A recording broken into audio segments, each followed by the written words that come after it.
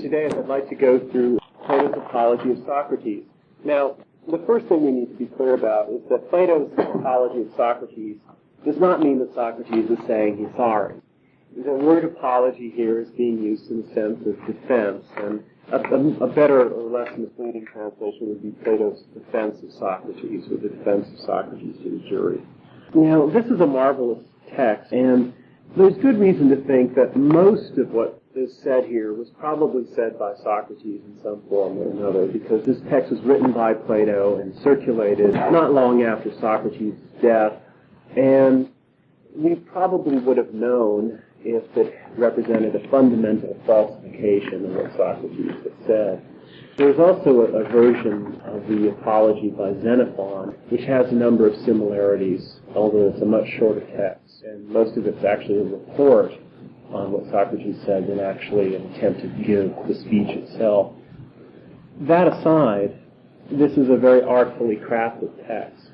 There's no question about it, and it has a number of different layers of meaning, like all of Plato's text. So there's a kind of poetic transformation or fictionalization that it undergoes here. And what it does is it not only reports the gist of what Socrates said to the jury, but it also teaches a larger philosophical lesson. And the main philosophical lesson it teaches has to do with what is the relationship of philosophy to political life. How does philosophy justify itself to the city or to the population as a whole? And this is an issue because philosophy is an unusual thing. And the Clouds shows just how odd and questionable philosophy seems from the point of view of ordinary human beings, how destructive and how comical at the same time it seems to ordinary human beings. And therefore philosophy needs to give an account of itself. This is especially true in ancient Greece, because the ancient Greeks had a tendency to put philosophers on trial. Anaxagoras, who's mentioned in here, was put on trial in Athens and went into exile to avoid any worse sort of penalties. And Anaxagoras was a teacher of Pericles and an insider in the politics of the time, and had a reputation for atheism and impiety. And he was brought up on essentially the same charges that Socrates was brought up on. This happened maybe 50 years before Socrates' trial. And Anaxagoras quitted Athens. He was a foreigner anyway. He was from Clazomenae, and not seen there again. The Athenians also ran Protagoras, the great sophist, out of town. Poor Protagoras, unfortunately, died when his ship sank as he left Athens, denying the world any more Pythagorean teaching. And Socrates was really the third major philosopher who was put on trial by the Athenians, as far as we know. And this is the only defense speech that we have. This is the first philosopher's defense speech that we have. And let me just sort of give up the big secret. The lesson that it teaches about how philosophy justifies itself in the face of public life is basically this. It can't. It can't at least justify itself as philosophy. And the clearest indication of this fact is just how systematically deceptive and sneaky Socrates is in his defense speech. How Socrates is lying. And that Socrates is really forced to lie, given the nature of his audience and the nature of the life that he's trying to defend. And so, let's go through the text and let's catch out Socrates. That's good that we have at least one lawyer here today who can help us ferret out the truth. Yes. Let me tell you a little bit about the trial setting. Socrates was tried before a jury, although the jury and the judge were really the same. There were 500 jurors, 500 judges. There was no separate judge. There were officials of the court who conducted the proceedings, but judge and jury were one and the same. And they were 500 Athenian citizens chosen by lot. They could be just about anybody, really. They were his peers, definitely. The Athenians had strange habits when it came to assemblies. Sometimes they would have to send out people with sticks to round up enough people to come to the assembly. Sometimes they would send out bailiffs with cords dipped in paint, and they would herd people along, and of course people would go because they wouldn't want to get their clothes spattered with paint. 500 of them had been herded in here for perhaps quite at the spur of the moment, not knowing they were going to go to a trial. A lot of jurors oftentimes were old men who were too old to fight in wars anymore, and they were sort of pensioned. They're war veterans, older citizens, and one of the ways that the Athenians would give them a pension was to pay them to sit on juries. Now, this was a problem. This is not a good institution when you think about it, paying juries. And the clearest way that we can maybe appreciate the problems of paid juries is by using an analogy of paid politicians. We all know the difficulties of professional politicians and what they represent. And so in the United States, we have random lottery jury selection, right? We don't have professional jurors. And the idea is that you probably, through random selection of jurors, going to get better people and people who are less likely to be corrupted by conflicting motivations than what you get with professionalized politicians. So that's another consideration. Some of these guys were paid to sit on the jury, and there's a wonderful comedy by Aristophanes, The Wasps, that centers around an old juryman who, because he's so terrified of some prophecy that he's heard, goes and convicts everybody who's brought up the trial. And he's quite jealous of his prerogatives, as the other old men are, and they're represented as wasps. And so they come out on stage with large stingers attached to their rear ends. And they're a grumbly, crotchety old group. And it's pretty easy to rile these guys up. So Socrates doesn't have the best audience, okay? And it really is a cross-section of the society. The way that the trial was conducted is that the accusers first made their speeches, and there were three accusers, Miletus, Anytus, and Lycon, and each gave a speech. And then Socrates got to give his defense speech. Then the jury voted on whether to convict or not, and they voted to convict. Then the leader of the accusers, Miletus, got to propose a penalty, and he proposed the penalty of death. Then Socrates got to make another speech proposing a counter penalty. Then the jury voted again on which penalty to accept, and then Socrates got to say a few last words, no matter what the outcome was, whether he was convicted or not convicted. And so we have only Socrates' portions. None of the accusers' speeches have come down to us. So anyway, in the first paragraph, what Socrates does is he says, well, men of Athens, after hearing his accusers, he can't believe what he's heard. They spoke so persuasively that he doesn't even recognize himself, yet he knows that what they said is completely untrue. And now he's going to speak, and he's going to speak precisely the oppositely. Instead of speaking falsehoods in a clever way, he's going to speak nothing but the truth. And he's going to do it in a way that you would expect from a man who's a foreigner to law courts. He's going to do it in a kind of halting fashion because he's not a professional speaker. He's not a clever speaker at all. And he says at the center of the paragraph on page 63 of his accusers, they are not ashamed that they will immediately be refuted by me indeed. And what Socrates is alerting us to is the fact that sometimes deeds can refute speeches, right? A person can say something, and either they or somebody else can do something quite different that refutes what they say. And this is a general principle for reading all of Plato's dialogues. Jacques Derrida accuses Plato of what he calls logocentrism, which means that it's focusing on words. The Greek word for words is logoi, and there's an insidious over-focus on logoi for Plato. But actually, if you read Plato's dialogues, it's clearly not logocentric at all, because all of the logoi, all of the speeches, have to be read in relation to all of the deeds that are narrated. And the meaning of a Platonic speech or Platonic text comes about as the total effect of what you get when you take all the speeches and all the deeds and work them together. So you have to look at what's done as well as what's said. So Socrates' first little speech is to say that he is not a clever speaker. But in the very fact of saying that he's a clever speaker, or not a clever speaker, he really is demonstrating that he mastered one great old-fashioned rhetorical trope. The example I always give is Senator Leghorn stands up and gives a long speech, eloquently crafted by his speechwriter, and Senator Blowhard stands up and says, well, I can't compete with Senator Leghorn's high-flown phrases and his fancy intellectual justifications.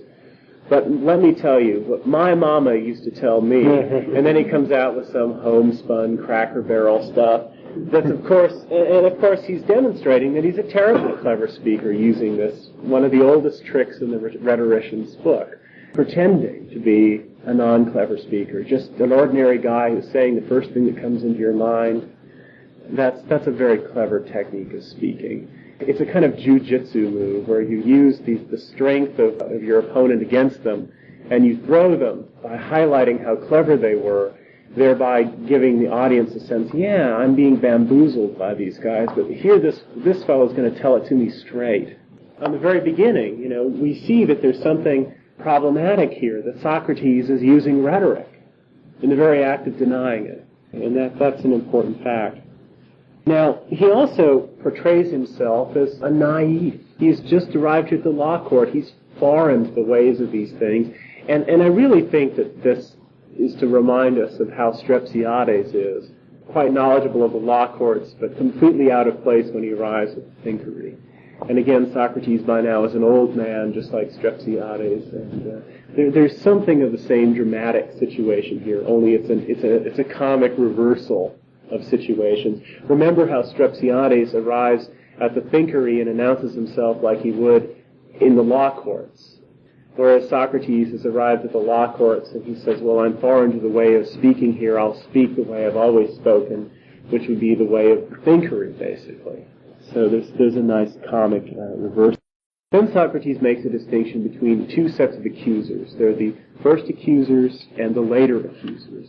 And the first accusers are characterized as follows. This is at the bottom of page 64, 3 lines from the bottom. He says, they got a hold of the many of you from childhood, and they accused me and persuaded you, although it is no more true than the present charge, that there is a certain Socrates, a wise man, a thinker on the things aloft, who has investigated all things under the earth, and who makes the weaker speech the stronger.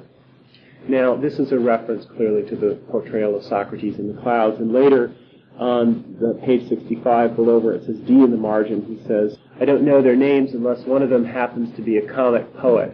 And then later on he explicitly refers to Aristophanes and the clouds. And so the old accuser really is Aristophanes. And he's arguing that Aristophanes, not he, has corrupted the youth.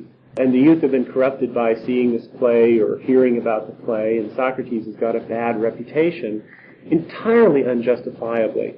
So anyway, what he's going to do is he's going to first refute the old accusers, namely Aristophanes, and then he's going to go back and he's going to refute the new accuser, Miletus, Anytus, Lycon. And he spends all of his time talking to Miletus here, because Miletus really was the guy who was sort of put up to the task of prosecuting Socrates. And of course, poor Miletus ended up, after the Athenians regretted what they had done to Socrates, they put Miletus on trial and executed him. Whereas the two guys who put him up to it, well, they escaped. One of them went into exile, and I don't think the other one was charged at all, or perhaps he died before he could be charged. Now, Socrates throughout is trying to portray himself as pious, okay, because he's been charged of impiety. And this brings us back to the Euthyphro. And it's very interesting to compare Socrates' views in the Euthyphro about piety with his professions about piety here in the Apology. For instance, if you look at the Euthyphro and raise the question, well, is Socrates pious? You can say, well, yes and no. You can say, yes, Socrates is pious in the minimal sense that the Greeks accepted, which is that he was orthopractic, that he went through all the motions with everybody else, went to all the festivals, paid the conventional respect to the gods, and so forth. And that was enough to be a good religious person as far as the Greeks were concerned. And Socrates certainly went through all the motions. You see him swearing oaths by the gods. He goes to all the festivals and shows up. He pays his dues, and that's that. If you were to ask, is Socrates pious by a more rigorous standard, namely, did he believe in the gods of the city? Well, there's some subtle indication that he probably didn't, right? He says that he can't believe that the gods would do anything bad. Well, that pretty much eliminates virtually all the stories that the Greeks told about their gods, because They were a mischievous crew. And he also says that we know nothing about the gods, which implies that what we think we know about the gods isn't really knowledge, which is equivalent to saying that the Greek views about the gods are false. So he's very impious in that sense.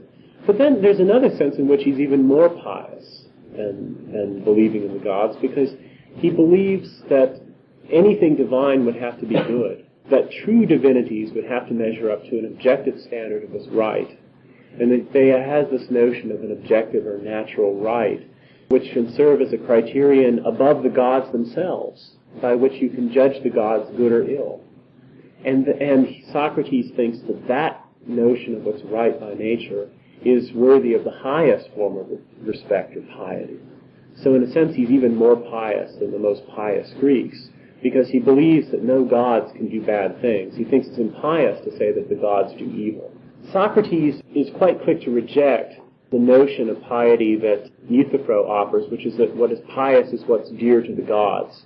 He thinks that's a preposterous notion. However, at the bottom of page 65, he says, three lines from the bottom, "Nevertheless, let this proceed in whatever way is dear to the God, but the law must be obeyed and the defense speech must be made." So here Socrates is acting pious, but he's acting pious by a standard of piety that we know he himself rejects. And this is a very clear indication that the kind of speech that he's giving here is not entirely forthright or honest, that this is entirely accommodated to public opinion, and that it requires a certain falsification of his own beliefs. But this is what philosophers are forced to do when they're forced to justify their activity to the public at large. And let's flip forward. I'm just going to skip around in the text a bit when we do this, because I think it's going to make it easier for us. Let's flip to page 92. This is after Socrates has been found guilty, but before he's condemned to death. And this is his counter-penalty speech, where he proposes as a counter-penalty to death that he be given free meals at public expense for the rest of his life, which was designed to outrage, and indeed did outrage his audience. He can't think of any other counter-penalty that he could accept. He couldn't accept paying fine because he has no money, so some of his friends put up money, and that's the counter-penalty that he ends up actually proposing. He couldn't accept exile, and he talks about why it wouldn't work for him anyway. He couldn't accept prison. So at 3 lines from the top of 92, "Perhaps then someone might say, 'By being silent and keeping quiet, Socrates, won't you be able to live in exile for us? It is hardest of all to persuade some of you about this, for if I say that this is to disobey the God, and that because of this it is impossible to keep quiet, you will not be persuaded by me on the ground that I am being ironic. And on the other hand, if I say that this even happens to be a very great thing for a very great good for a human being, to make speeches every day about virtue and the other things about which you hear me conversing and examining both myself and others, and that the unexamined life is not worth living for a human being, you will be persuaded by me still less when I say these things." And this is a rich sort of passage, but what he's basically saying is this. He's saying, look, I tried to persuade you that philosophy is a good thing because it's dear to the gods, namely to the god Apollo, and we're going to look at the story he gives earlier about how he began to philosophize because he heard the oracle of the god Apollo at Delphi had said that no man was wiser than Socrates. And so Socrates decides, well, that's not true, and so he goes out to test the oracle. In itself, a particularly impious act, although he represents it as a terribly pious mission that he's been given by the god himself. But anyway, Socrates tells the story of this mission that he's on from Apollo. And it didn't fly, right? They didn't believe him, or they didn't think it was sufficiently good enough not to convict him. Even though, if they believed it clearly they couldn't have convicted him of impiety, because he's constantly talking about his piety towards Apollo, and they couldn't think philosophy is impious if Apollo was the guy who's behind it, right? So they clearly didn't believe the story, or at least the people who convicted him didn't believe the story, and probably many of those who didn't convict him probably didn't believe the story either. But he says that he's not believed because he has a reputation for being ironic. Now, the Greek sense of irony, which we've discussed before, is this. Irony is, specifically for the ancient Greeks, a kind of dissimulation, a kind of dishonesty, a kind of phoniness, where a person pretends to be less or to know less than they really are. And Socrates had gotten a reputation for irony, which is a reputation for pretending to know or be less than he really is. And along with irony comes a certain amount of talking down to people, a certain amount of lying to people. And for a Greek of noble aspirations, irony was considered really the only vice that a good man should have. And the reason why irony is a vice of the noble is simply this. Noble people don't like to flout their nobility in front of their inferiors. It's considered low class, nouveau riche, right? It's the nouveau riche that drive the big expensive cars and have flashy clothes and big houses. Why? Because they don't have the good taste, the magnanimity to hide their wealth from their inferiors. They like to lord it over others. They're horrible employers and bosses. They're jerks. Whereas the blue blood types, the more tasteful, wealthy people, treat it as a matter of pride to soft pedal their distinctions, the distinction between them and people who are poorer than them or in some way inferior in the social hierarchy. And so the old-fashioned wealthy person does not flaunt their wealth in front of people who it might make feel envious. Okay? And if you have other forms of superiority, if you're smarter than somebody, you don't use big words to make them feel inferior. If somebody is uneducated or lacks a certain cultivation of taste, you don't try and dazzle them by showing that you're more educated or have better taste, or you don't talk about your Harvard education, and especially you don't talk about your Harvard education while pretending to be modest about it. Has anyone watched Fawlty Towers? Oh, yeah. That's one of the greatest comedies of all time.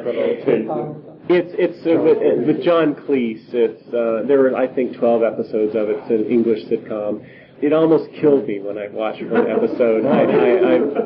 It was so funny. I doubled up like a jackknife. I swear I could have broken my back. The one that killed me was called The Germans. But anyway, there was this one episode called A Touch of Class, where Basil puts an ad in this magazine, Country Living, which is the magazine of the landed aristocracy.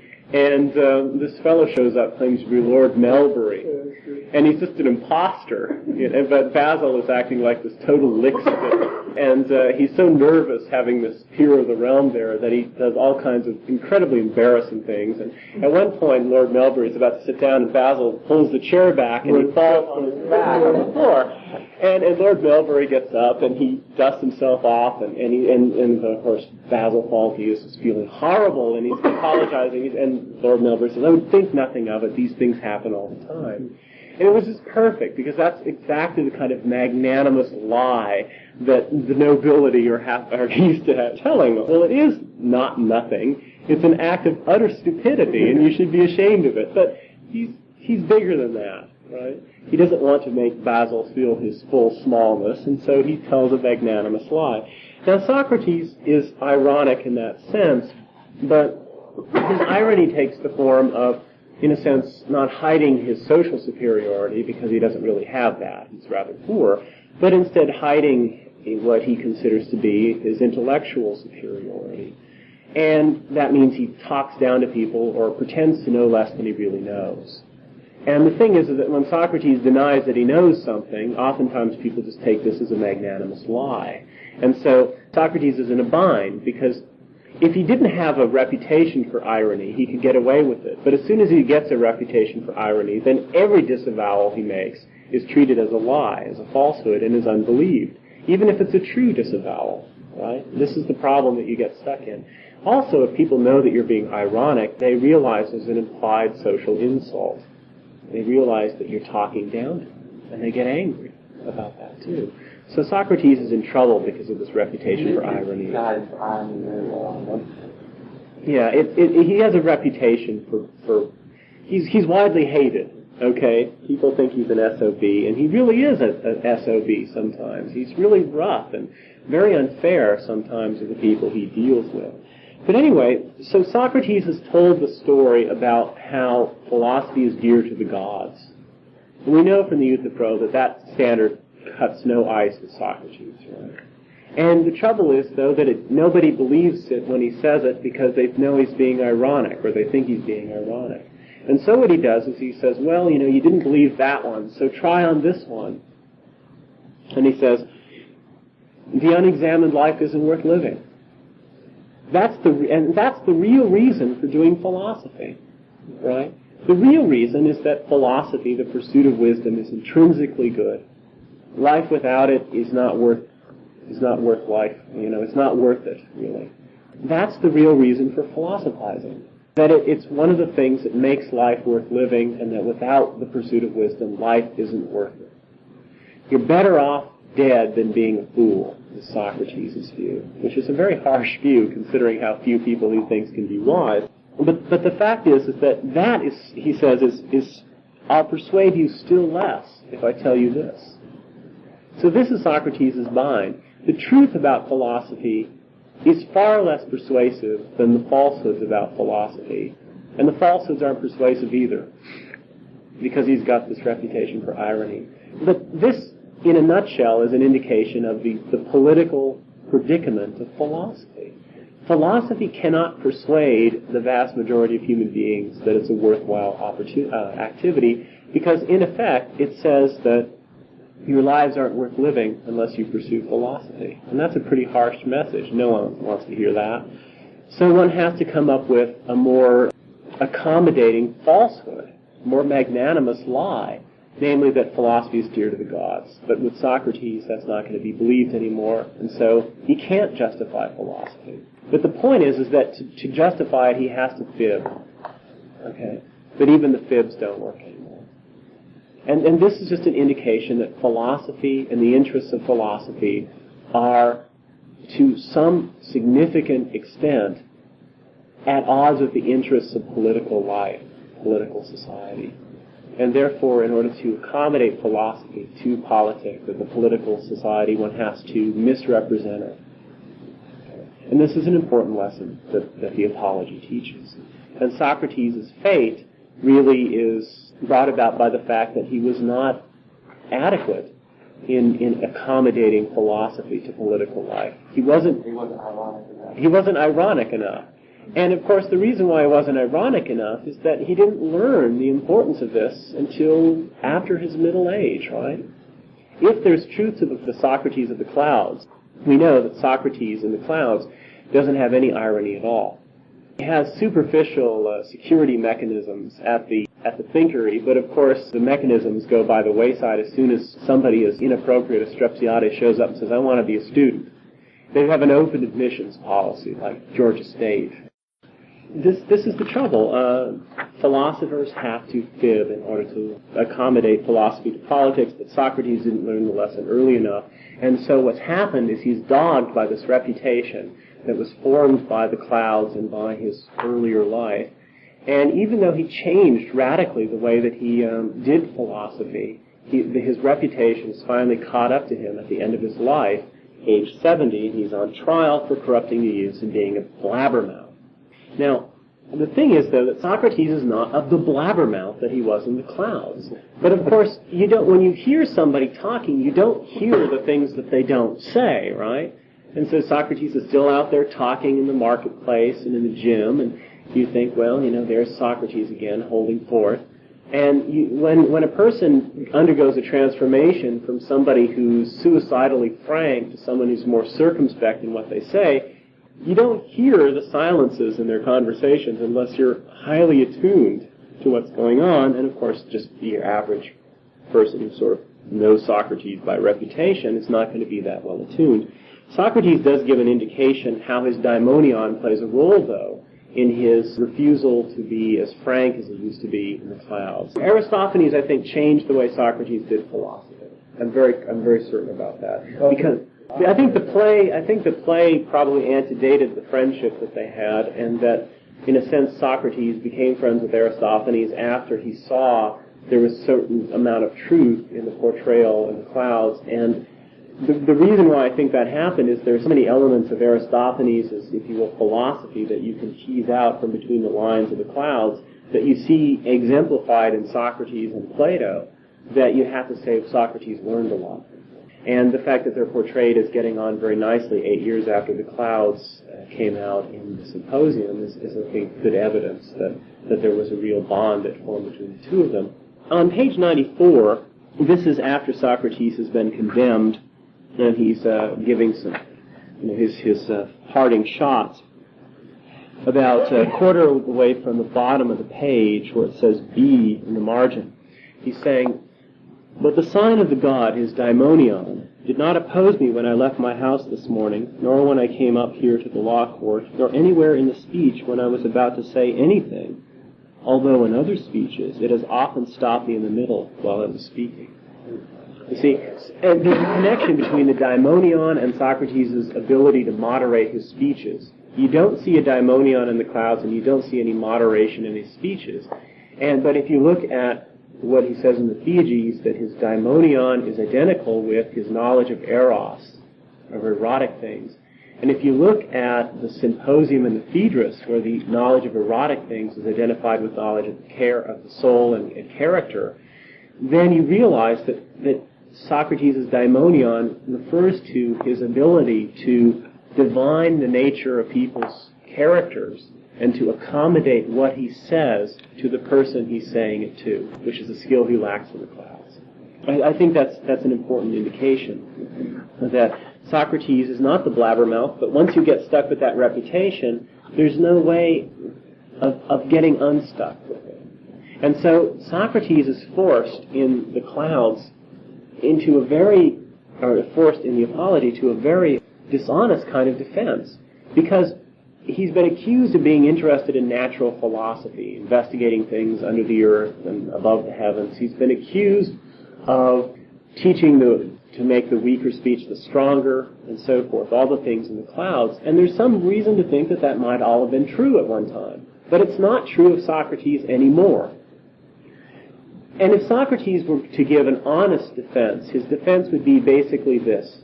He would say to his accusers, "Yes, you're right, but I'm no longer the same Socrates. You mistake me for an earlier incarnation of myself." Now, that kind of defense never flies, and I'm sure any lawyer would tell me that it's probably not a good idea that when the defendant is on the witness stand to begin by saying, "Yes, the prosecution is right, I am guilty, but I've got a very good explanation, and I'm not that way anymore." Because, believe me, given the way attention spans work, the only thing people are going to remember is the frank admission of one's guilt. And the but is going to sound like special pleading, and they're going to say, "Yeah, sure, sure, sure." So Socrates can't give an honest defense of his life. So he has to give a dishonest defense in which he defends his entire life against the charges. Now that's interesting. And so how does he do it? Well, he just blanket denies that he's ever investigated nature. He gives a blanket denial of ever teaching the art of speaking, and so forth. You're going to piss people off, but that's not what he's on trial for, right? He's going to say, he's saying, I haven't done any of the things you accuse me of, but I do recognize that I've really, really irritated a lot of you and that a lot of you hate me. Socrates spends a lot of time refuting the charges as they're posed in the Clouds. And then when he turns to refuting the present charges, which are not formulated in terms of he investigates nature and makes the weaker speech the stronger, but instead formulated as Socrates does not believe in the gods of the city, invents new gods, and corrupts the youth. Well, his refutation of those charges is, what he does is he first assimilates those charges to the Clouds charges, and then denies them. But when he deals with the charges of the actual indictment, he deals with them in a very, very slippery way. He issues a series of things that we've learned from President Clinton are non-denial denials, okay? That accusation is false. Those kinds of, what's false? Is it the claim or the point or just the formulation? There are lots of tricky things going on here. But let's look at it more systematically now. Meletus' accusation is on page 66, about 6 lines down. Socrates does injustice and is meddlesome by investigating the things under the earth and the heavenly things, and by making the weaker speech the stronger, and by teaching others these same things. Now, that's not exactly Meletus' charge. And when you look at Diogenes Laertius has quoted the actual indictment, and Socrates in the Euthyphro actually states it more accurately, which is the claim that he's a maker of gods, that he brings in new gods, doesn't believe in the old ones, and corrupts the youth. And so here we see him trying to assimilate what Miletus is saying to the older charges, which are easier to refute because, well, he just says, well, that play was false. But when he actually deals with the issue, does he bring in new gods, does he disbelieve in the old gods, and does he corrupt the youth? Well, he's very slippery. But let's look at his attack on the old accusers first. He goes, it is something like this, and it's not much like this, actually. For you yourselves used to see these things in the comedy of Aristophanes. A certain Socrates was carried around there, claiming that he was treading on air and spouting much other drivel, about which I have no expertise, either much or little. Now, this much or little is a phrase that recurs throughout the text, and I don't like the translation. I actually wrote to the translator and said, this is the only thing I really criticize about your translation. The Greek is mega and micron, and you really could translate that great and small. And the reason why I think great and small is better is that it brings to mind the clouds where Socrates is shown investigating things great and small, gnats, anuses, and fleas' feet, and also the fleas' feet, and the feet of fleas with their little feet. Anyway, and the courses of the heavenly bodies and the whole earth and so forth. But he doesn't investigate the middle-sized thing, namely the realm of human things, about which he's conspicuously ignorant and in which his behavior is conspicuously foolish. Right? And this much or little or great or small phrase recurs constantly here. Okay, he has no expertise, great or small, about these things, which is not to deny that he has any expertise, middle, okay, or medium-sized expertise. And I do not say this to dishonor this sort of knowledge. He's not attacking natural philosophy, if anyone is wise in such things. But he just says he has no share of what they know, the great and the small. And then he says, I offer the many of you as witnesses and maintain that you should teach and tell each other, those of you who have heard me conversing, and there are many such among you, tell each other then, if any of you ever heard me conversing about such things, either great or small. Okay. And he says, well, there's no evidence of this. Well, there probably was some evidence, but he's simply asserting that maybe he's depending on the fact that those who heard the Socrates of the clouds 25 or so years before might not all be around anymore, and also those who were accustomed to listening to him, at close quarters, might not be inclined to accuse him, right? But his defense is simply to say, let somebody come forward and accuse me of this, and no one does. At least no one does then, but it's a pretty weak defense. I didn't do it, and let somebody accuse me of doing it. That's all he's really saying in his defense. And then he denies the charge of educating people. His denial of education is always formulated in this way. I never educated anybody for money. Well, did you educate anybody for free? That would be the logical question, right? That's an important question to ask. Socrates denies he ever educated anybody. But then later on he admits that all kinds of people came to him and he was happy to speak in front of them. And if they went off and imitated him, well, that was their own business. Well, that sounds like educating someone to me. Well, it's very clear that he's trying to change people's minds, right? Because he says that he's going around constantly exhorting people to better themselves. Well, isn't that education? The denial that he educates for money is a very narrow denial. It's like President Clinton denying that he had an affair with Jennifer Flowers that was 12 years long. Well, he denied having a 12-year affair. Well, was it 11 years and 11 months? Maybe so. Maybe that was the truth. But, when you put it in 12 years, well, it's not exactly accurate, so that accusation is false. It's tricky, and it's essentially deceptive. Okay? It's dishonest. And Socrates, by denying education, by always formulating as denying it as educating for money, is leaving open a question, well, did you educate people? And he tacitly admits to educating people later on in the text. Okay, so again, we catch him being deceptive, okay, the little weasel. When he says that he goes around testing people who have a reputation for wise and showing them they're not wise, That's one thing, and that would fit into what you're saying. But he also claims that he goes around and exhorts people to take better care of their souls and to leave off the unimportant things. And that's something different. And that really is what I would call education. Hell, I spend a lot of time doing that with my students. And educating people in their ignorance is educating them, teaching them a lesson.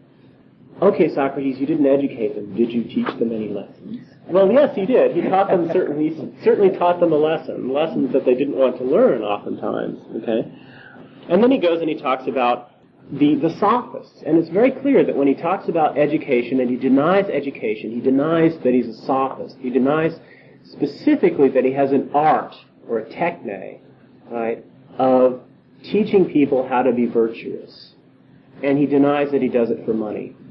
Okay.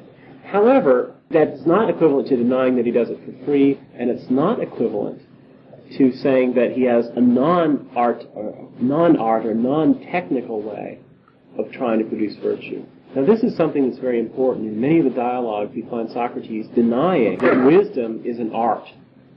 And if he's teaching people to be virtuous, understanding that not as an art, then the denial and the understanding the teaching of it not as an art, but as something else, then the denial of an art of teaching virtue as a kind of art itself is not equivalent to denying that he's trying to teach people virtue. Okay?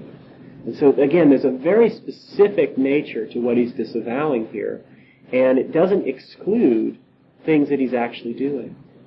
He denies education, but only insofar as he interprets education as sophistry, meaning, again, the claim of an art of producing virtue and the claim of doing it and doing it for money. Okay? So that's an important thing. And then he goes on and he says, well, you know, I've been slandered, and where there's smoke, there's fire, right? So maybe I should tell you the source of this slander. And then he tells a story about his mission from God and how he's God's gift to Athens. On page 68, where it says, see in the margin, here's his disavowal of teaching again. As for myself, I would be pluming and priding myself on it if I had knowledge of these things, namely what the sophists do. But I do not have knowledge of them, men of Athens. Then he goes on, but perhaps then one of you might retort, well, Socrates, what is your affair? Where have these slanders against you come from? And he says in the next paragraph, 3 lines down, now perhaps I will seem to some of you to be joking. Know well, however, that I will tell you the whole truth. For I, men of Athens, have gotten this name, this reputation, through nothing but a certain wisdom. Just what sort of wisdom is this? That which is perhaps human wisdom. For probably I really am wise in this. But those of whom I just spoke might perhaps be wise in some wisdom greater than human, namely the natural philosophers and the sophists. Or else I cannot say what it is, for I at least do not have knowledge of it, but whoever asserts that I do lies and speaks in order to slander me. Now, what Socrates is avowing here is a human wisdom. It's anthropine Sophia, human wisdom in a very literal sense. And he's saying that what the wisdom he denies is a more than human wisdom, an art of producing virtue and knowledge of things great and small. That's what he denies. But he doesn't deny knowledge of the human soul and human character, and he doesn't deny knowledge of the human world or the world of middle-sized things. Not great, not small, but medium-sized things where we live. He actually is claiming that he's got a certain human wisdom about that. And this, of course, caused the jury to get angry at him. That's eros, right? Yeah, well, it's knowledge of the erotic things is how he puts it. That's his metaphor for it. And then what he does is he offers a witness, and the witness is the god Apollo at Delphi. And he tells a story about his friend Chaerephon, who is dead now and can't be called to testify. And Chaerephon, of course, appears as his companion in the clouds. Huh? How convenient. But he does say his brother. Chaerephon went to the oracle of the god Apollo at Delphi, and he said, is there anyone wiser than Socrates? And the oracle said no. And Socrates, when he heard about this, was shocked because he thought that, where it says B on the margin, page 69, 2 lines down, when I heard these things, I pondered them like this, whatever is the god saying, and what riddle is he posing? For I am conscious that I am not at all wise, either much or little. I would retranslate that. I am not wise in anything great or small, would be the better way of putting it. And that clearly would bring in the sense of denial of natural philosophy. So whatever is he saying when he claims, I am the wisest? Surely he is not saying something false, at least, for that is not sanctioned for him. Well, here again Socrates is getting into trouble when he's saying that the God can't lie. And well, the Greek gods can lie. He's claiming that this God can't lie. And that itself is a deeply impious claim, because it's equivalent to saying that the most cherished views about the Greek gods, that they're so tricky and clever, is false. And that the gods are subject to some higher power that sanctions them not to lie.